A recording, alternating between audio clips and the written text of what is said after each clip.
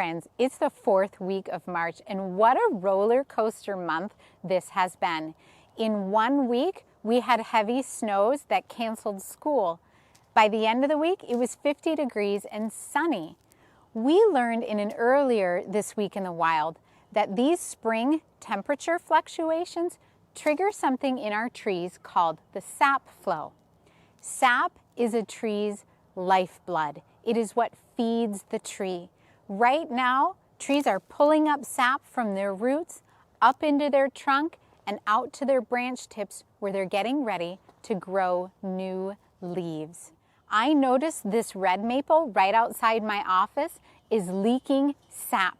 I can see it in 2 places. Up here, where a branch was cut from the tree, I can see sap leaking out.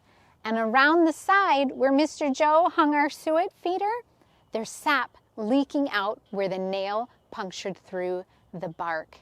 Lots of animals like to eat sap. A yellow-bellied sapsucker, one of Minnesota's woodpeckers, loves sap.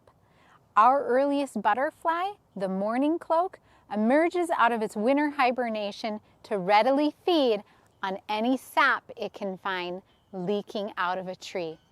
In fact, it's believed Native Americans first discovered the sweet treat and value of sap by watching squirrels that would chew on the bark to create a leak and come back to lick up the sap. Springtime and sap is a tradition for people who like to make maple syrup. I'm going to take you from tap to sap to syrup and show you just how we turn this tree's sap into maple syrup. Here at Quarry Hill, our most abundant maple tree is the box elder. In Canada, they're known as the Manitoba maple. When done properly, tapping a tree for its sap doesn't hurt the tree at all. The first thing I want to do is make sure the tree is big enough, and I know that by measuring it. It has to be at least 10 inches in diameter. To get to the sap, I'm going to have to drill a hole through the bark. I'm not going to drill very deeply, only about 2 inches. Oh, I can already see, look at the sap leaking out. Right away, we can tell the sap is running. It's leaking right out this little hole I just drilled. It's time to put the tap in. Some people call them a spile. And this is going to help funnel that sap that's moving behind the bark of this tree.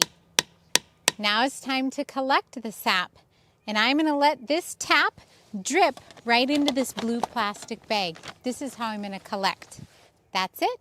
Then we let the tree fill her up. So now I have a bag and a tap that I did yesterday over on this box elder. Let's go empty it. So here's our last step. I'm here at our evaporator. To turn the sap into syrup, we have to boil it. Boiling it is going to cause the water to evaporate off.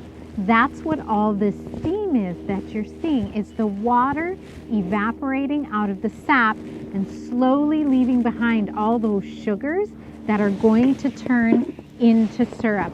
It takes a lot of sap to make syrup. We will boil down 60 gallons of sap to make 1 gallon of syrup. And we're getting close. Can you see the color change?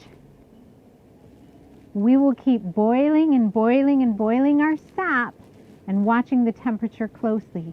When the boil reaches 218 degrees Fahrenheit, we've got syrup. I wonder how long the sap run will last. I wonder if you'll spy any trees leaking their sap in your yard at home or even your schoolyard. I wonder when I will see the first mourning cloak feeding on sap leaking out of a tree. I wonder what you wonder.